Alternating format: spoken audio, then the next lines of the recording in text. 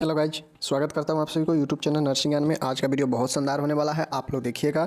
आप लोग के लिए प्रश्न आज की इस वीडियो में लेकर आए हैं, तो आप लोग अच्छे से देखिएगा। बहुत ही ज़बरदस्त प्रश्न है आज का, सेकेंड ईयर के लिए, और यह MSN 1 है। बहुत VVI प्रश्न है, जिसे हम लोग चीनी रोग आम भाषा में डायबिटीज रोग कहते हैं, उसको मेडिकल भाषा में हम लोग DM कहते हैं। DM समझ गए, DM कहते हैं डायबिटीज मेलाइटिस, समझ गए। डायबिटीज मेलिटस होता क्या है, इसको हमको लिखना पड़ेगा। और यह प्रश्न जो है बार बार पूछा जाता है आपको 10 नंबर में, समझ गए। तो बढ़िया प्रश्न है, अच्छा है समझने के लिए, लाइफ में भी जो है आपको बहुत योगदान देगा यह प्रश्न। चलिए देख लीजिए।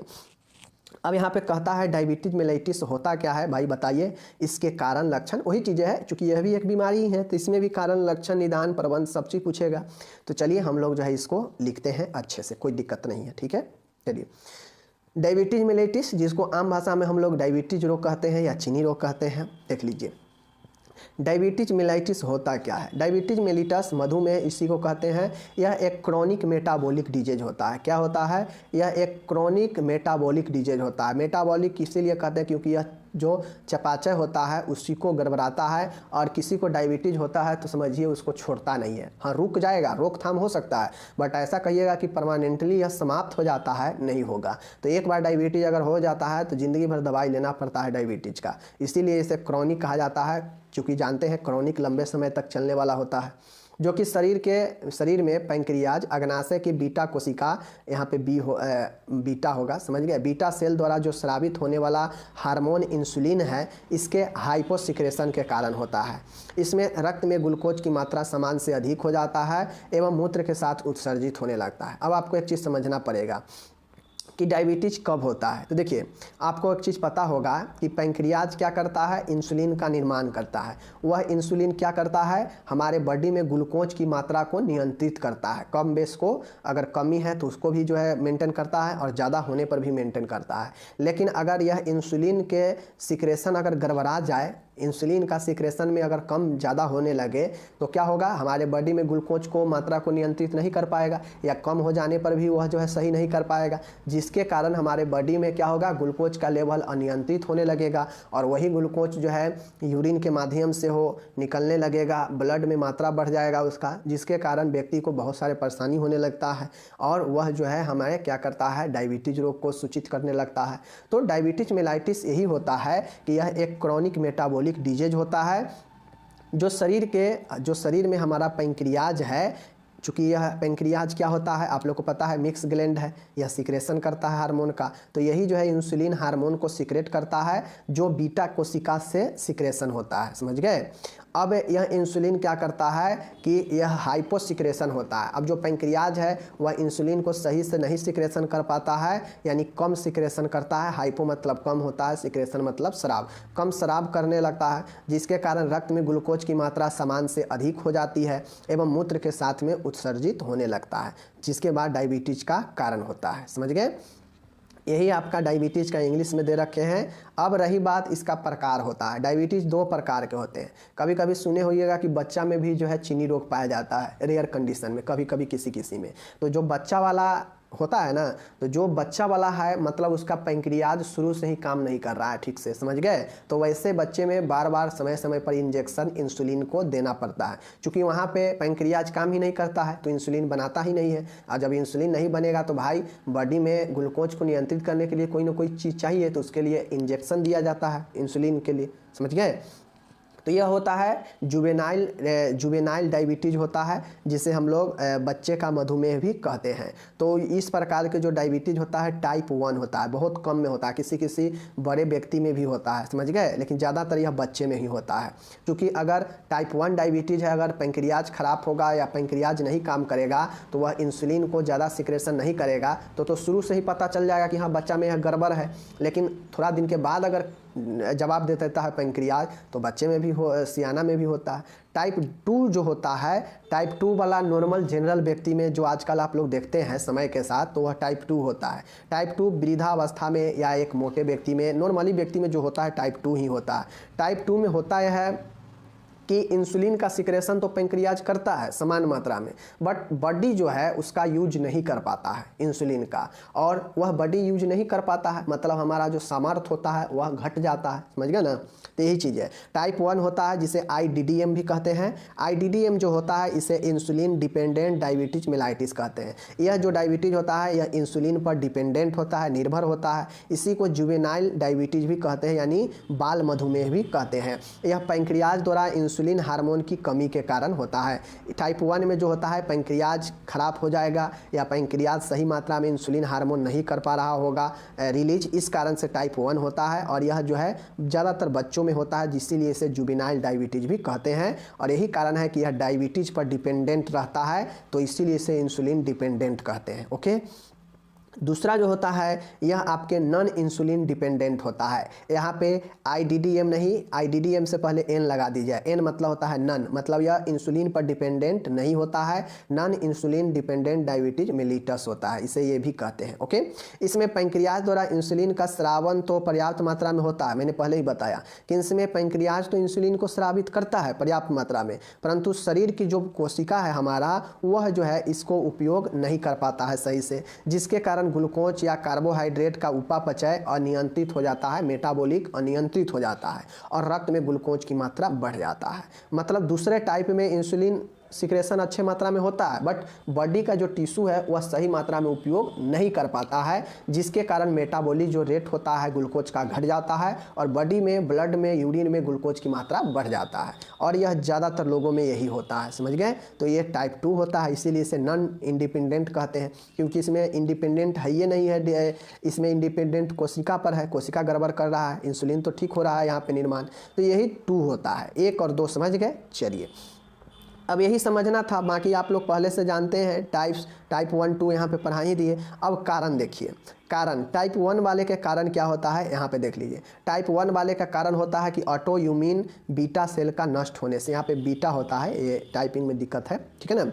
ऑटोइम्यून टाइप जो बीटा सेल है वह नष्ट होगा। अब बीटा सेल मान गए पैंक्रियाज का नष्ट हो जाएगा तो वह इंसुलिन का निर्माण नहीं कर पाएगा, इंसुलिन का सिक्रेशन नहीं कर पाएगा, जिसके कारण टाइप 1 हो जाएगा। या फिर किसी किसी कंडीशन में जो है आपको पैंक्रियाज ही खराब मिलेगा, तो उस कंडीशन में भी जो है इंसुलिन नहीं निकल पाएगा, तो यह टाइप 1 होता है, जिसमें इंसुलिन कम मात्रा में रिलीज होता है या होता ही नहीं है। मोटापा भी कारण बनते हैं, समझ गए। अधिक मीठा खाना, समझ दे, ये हो गया आपका क्या चीज़, फर्स्ट पॉइंट, समझ गए। ये हो गया आप टाइप 1 के लिए मोस्ट हो गया ये, समझ गए। आगे जो टाइप 2 है उसके लिए मोटापा कारण बनता है, अधिक मीठा खाना कारण बनता है, हेरिडेटरी वंशागत भी यह चलते रहता है, समझ गए। गर्भ अवस्था में भी चीनी बढ़ जाता है, जिससे हम लोग आगे पढ़ेंगे, पता है।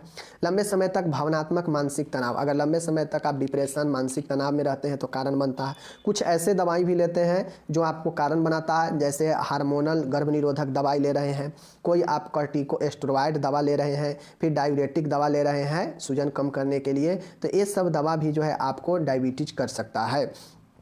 कम एक्सरसाइज भी आपको डायबिटीज़ के पीड़ित बना सकता है। बहुत ज़्यादा खाना खा लेना, ओवर ईटिंग, यह भी जो है आपको डायबिटीज कर सकता है, समझ गए ना। बहुत शराब पीना, अधिक वसा युक्त ऑयली फूड लेना, मोटापा, जंक फूड का सेवन करना, ये सब डायबिटीज का कारण बनता है, समझ गए।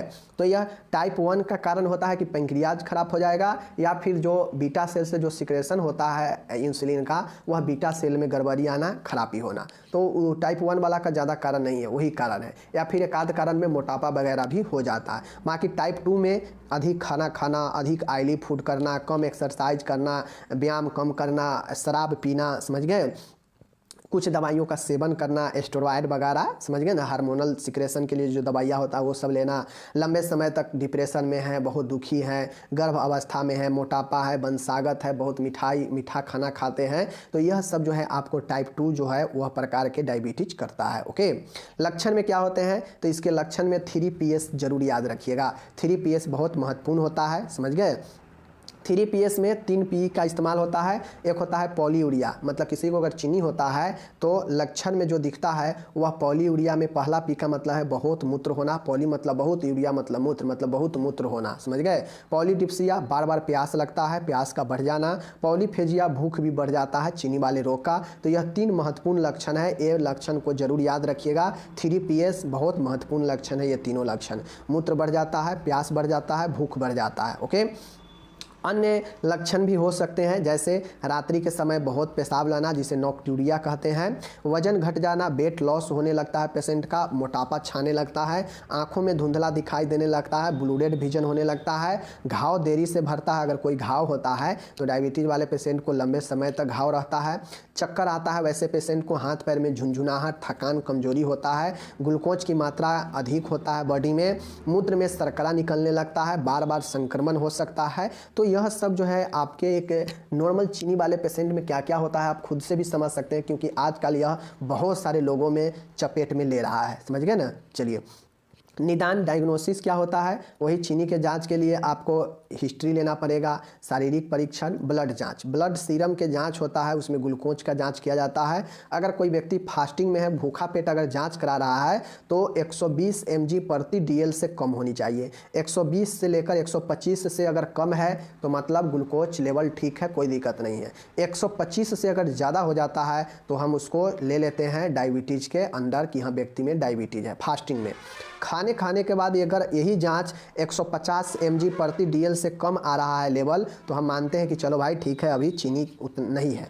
लेकिन जैसे ही 150 से अधिक होता है तो हम उसे चीनी के कैटेगरी में ले लेते हैं कि पेशेंट में चीनी का रोग हो सकता है। अब जैसे ही यह कंडीशन 170 के ऊपर जाता है तो हम जानते हैं कि कन्फर्म कि हाँ ये पेशेंट में चीनी रोग है। लेकिन यही अगर 200 से ऊपर खाने के बाद आ रहा है तो समझते हैं कि 100% दवाई लेने की ज़रूरत है चीनी का। तो ये सारे चीज़ है, आप लोग समझिए। ओके, अब यहाँ पे वैसे पेशेंट का आँख का भी जांच होता है, क्योंकि आँख में जो है ब्लूड विजन, ठीक है ना, धुंधला दिखाई देना। मूत्र की जांच, ग्लाइकोसूरिया, मूत्र की जांच में ग्लाइकोसूरिया मतलब ग्लूकोज लेवल देखा जाता है, और एसीटोन का भी जांच किया जाता है। तो ये हो गया आपका कुछ जांच चीनी वाले के लिए। जटिलता क्या हो सकता है, कॉम्प्लिकेशन आपके सामने है। कॉम्प्लिकेशन में आपको इससे ये डायबिटिक कोमा में पेशेंट जा सकता है, कोमा आ जाता है हाई ग्लूकोज लेवल बढ़ने से। उसके बाद है रेटिना, जो आँख का रेटिना है उसमें विकृतियाँ हो सकता है, खराबी हो सकता है। किडनी आपका खराब हो सकता है, नेफ्रोपैथी। रक्त वाहिनी की दीवार कठोर हो जाता है, जिसे हम लोग एथेरोस्क्लेरोसिस कहते हैं। जो रक्त बहता है उस दीवार में कहीं कहीं आपको ग्लूकोज का छोटा छोटा लेवल जो है जमते जमते उस दीवार को कठोर करेगा, समझ गए। रिकरेंट यूटीआई, ऐसे रोगियों को पेशाब के रास्ते में संक्रमण होता है। रीनल फेलुअर, किडनी फेल हो सकता है क्योंकि किडनी छान नहीं रहा है सही से। हाइपोग्लाइसेमिया, कहीं कहीं कंडीशन में ग्लूकोज लेवल बहुत ज़्यादा कम भी जाता है। और कोरोनरी आर्टरी डिजीज, CAD, ऐसे पेशेंट को हार्ट का डिजीज हो जाता है। क्यों? क्योंकि जो रक्त का वाहिनी होता है वह कठोर हो जाता है, तो कठोर होने से जो है ब्लड सर्कुलेशन हृदय की तरफ कम हो जाता है, जिससे कोरोनरी आर्टरी का डिजीज भी होता है। तो यह सब चीज़ों को बचाना है। रीनल फेलन, गुर्दे के फेल होने से बचाना है, CAD रोग से बचाना है, समझ गए, नेफ्रोपैथी से बचाना है, कोमा में जाने से बचाना है। तो इसको जटिलता पर काम आपको करना पड़ेगा। ओके, रही बात चिकित्सीय प्रबंध, तो चिकित्सीय प्रबंध एक डायबिटीज़ वाले पेशेंट के लिए एंटी डायबिटिक दवाई दिया जाता है। महत्वपूर्ण चीज़ें होता है, एंटी डायबिटिक दवाई देते हैं, और जो चीनी के लिए जो खान पान होता है वह चीज़ कहते हैं, जैसे चावल वगैरह, आलू वगैरह, मीठा चीज़ खाने से परहेज करते हैं, जिसमें शुगर की मात्रा हो वैसे भोजन लेने के लिए मना करते हैं। और साथ में एंटी डायबिटिक दवाई भी देते हैं, समझ गए। एंटीबायोटिक नहीं है, यह एंटी डायबिटिक दवा है जो चीनी से बचाता है। जैसे मेटफॉर्मिन होता है, समझ गए, फेनफॉर्मिन होता है, ग्लिपिजाइड होता है। ये सब दवा आपके जो है क्या है, चीनी की दवा है। मेटफॉर्मिन, फेनफॉर्मिन, ग्लिपिजाइड, यह दवा आपको चीनी के रोग में काम देता है। ओके, जो नाश्ता से 15 मिनट पहले जो है लिया जाता है, समझ गए। चलिए, दूसरा है संक्रमण हेतु एंटीबायोटिक। यूटीआई पेशेंट में होता है, अभी लक्षण में देखें हम लोग कि संक्रमण भी ऐसे पेशेंट को जल्दी पकड़ता है, तो एंटीबायोटिक दवाई भी दे सकते हैं। तीसरा है, अगर किसी को मान गए टाइप 1 प्रकार का है जो इंडिपेंडेंट है, IDDM है, जो इंसुलिन पर इंडिपेंडेंट है, चूँकि यहाँ पे इंसुलिन नहीं सिक्रेशन हो रहा है, तो ऐसे में उसे इंसुलिन थेरेपी दिया जाता है, इंसुलिन इंजेक्शन दिया जाता है। और यह होता है ह्यूमिलिन रेगुलर दिया जाता है, एक होता है ह्यूमिलिन लेंटी दिया जाता है, एक ह्यूमिलिन लिस्प्रो दिया जाता है। अब यह ज़रूरत के हिसाब से कि किस पेशेंट के कितना ज़रूरत है, उसी हिसाब से यह इंसुलिन थेरेपी रेगुलर वाला, लेंटी वाला या लिस्प्रो वाला दिया जाता है। तो यह इंसुलिन थेरेपी टाइप 1 वाला में दिया जाता है। जिसको टाइप 2 होता है उसको यह ओरल एंटी डायबिटिक से ही काम चलता है, समझ गए। चलिए, ये हो गया, मैंने बता दिया, कुछ खास इसमें होता नहीं है। बाकी सिम्टोमेटिक इलाज तो सब में होता है, सब बीमारी में सिम्टोमेटिक इलाज करते हैं, जैसे वीकनेस वगैरह के लिए, थकान वगैरह के लिए, समझ गए ना। तो ये सब है। बाकी एक्सरसाइज वगैरह कहते हैं करने के लिए ऐसे पेशेंट को। तो ये हो गया। अब हम लोग नर्सिंग प्रबंध देखेंगे एक चीनी वाले पेशेंट के लिए। तो हमेशा चीनी वाले पेशेंट को हम कहेंगे एज ए नर्स कि अपना ब्लड शुगर लेवल चेक कराते रहें, खाली पेट, खाने के बाद या रैंडम, जिस समय मन हो, समझ गए। दूसरा है जांच के परिणाम को नोट करना चाहिए। जांच के हमेशा परिणाम आए उसको नोट करना चाहिए कि कितना लेवल अभी आया है, खाना खाने से पहले, खाना खाने के बाद। ओके, ये सब चेक करनी चाहिए। ऐसे रोगियों को नियमित समय पर भोजन करने के लिए प्रेरित करनी चाहिए, समझ गए। आदेशानुसार इंसुलिन रिच डाइट प्रदान की जानी चाहिए। वैसा भोजन देंगे जिसमें इंसुलिन की मात्रा ज़्यादा हो, तो वैसे जो है हम इंसुलिन रिच डाइट देंगे टाइप 1 वाले के लिए। ओके, रोगी को ब्लड शुगर लेवल चार्ट बनाएंगे, तैयार करेंगे कि कब कितना लेवल घट रहा है, बढ़ रहा है, इसको देखने के लिए चार्ट बनाएंगे। रोगी को ग्लूकोज, चीनी, मिठाइयाँ, शहद आदि सेवन करने की सलाह नहीं देनी चाहिए, समझ गए, बिल्कुल नहीं देनी चाहिए। रोगी को भोजन में विटामिन, मिनरल, लवण आदि की मात्रा पर्याप्त होनी चाहिए, जिससे बॉडी में उसके थकान, कमजोरी ये सब दूर हो। तरल पदार्थ भरपूर मात्रा में लेने के लिए सलाह देनी चाहिए। अब ऐसा तरल नहीं कि जिसमें डायबिटीज़ का मात्रा, चीनी की मात्रा हो। ओके, रोगी को शुगर फ्री इस्तेमाल करने की सलाह, अब जो भी पेय पदार्थ हो, चाय वगैरह हो, शुगर फ्री लेने की सलाह देनी चाहिए। ओके, रोगी को थोड़ा थोड़ा भोजन बार बार करने की सलाह देनी चाहिए, क्योंकि ओवर ईटिंग से भी यह प्रॉब्लम होता है, एक के बाद ज़्यादा खा लेने से भी चीनी बढ़ता है। ओके, रोगी को ओवर ईटिंग या उपवास न रहने की सलाह देनी चाहिए। दोनों कंडीशन में चीनी बढ़ सकता है, ओवर ईटिंग में भी और उपवास रहने पर भी। इसलिए न उपवास रहने के लिए कहे और न ज़्यादा ओवर ईटिंग करने के लिए कहे।